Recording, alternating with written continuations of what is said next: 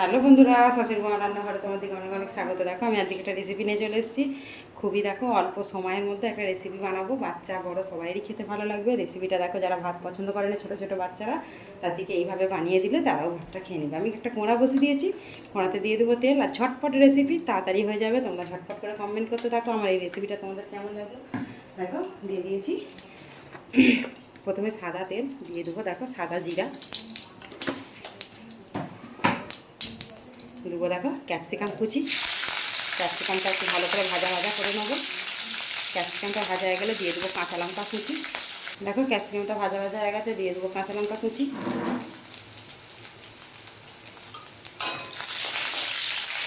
দিয়ে দেবো টমেটো।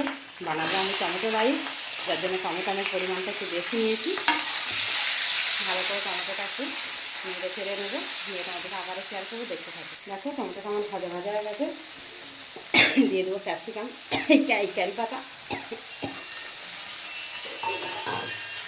দেখো দিয়ে দিয়েছি নুন, নুন দিয়ে দিয়েছি। নুনটা দিলে টমেটোটা ভালো গলে যাবে। দিয়ে দেবো লাল লঙ্কার গুঁড়ো, কালার আসবে ভালো। ঝাল লঙ্কার গুঁড়ো এখানে দেওয়ার কোনো প্রয়োজন নেই, কাঁচা লঙ্কা আছে।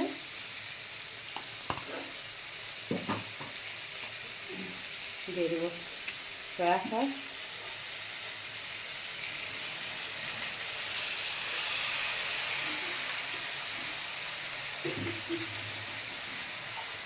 জলটা দেবো আমি, সামান্য একটু জল দেবো। তারপরে দেবো টমেটো সস।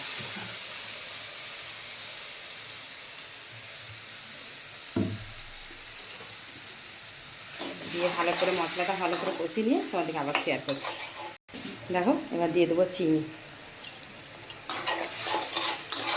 মশলাটা আমার কষা চলছে, আরও টমেটোটা গলে গেলে ভাতটা দেবো।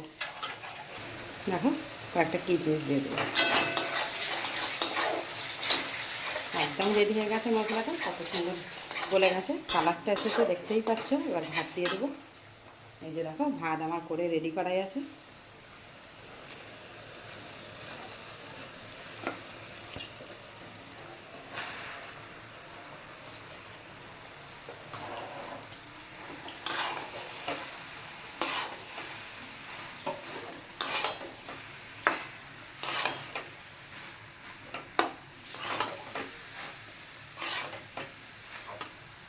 দেখো বন্ধুরা একদম রেডি হয়ে গেছে, মিক্স হয়ে গেছে আমার টমেটো রাইসটা রেডি হয়ে গেছে। একটুখানি রেখে দিলে একদম ঝরঝরে টমেটো রাইস।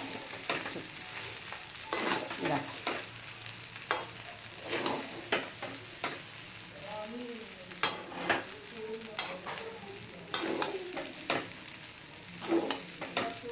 দেখো একদম রেডি হয়ে গেছে। তোমাদের প্রথম থেকে শেষ পর্যন্ত ভিডিওটা দেখিয়েছি, যারা ভাত খেতে চায় না, বিশেষ করে বাচ্চাদের ক্ষেত্রে এইভাবে বানিয়ে দিলে খেয়ে নেবে। অনেক অনেক ধন্যবাদ। আমাদের ভিডিওগুলো দেখতে থাকো আর কমেন্ট করতে থাকো।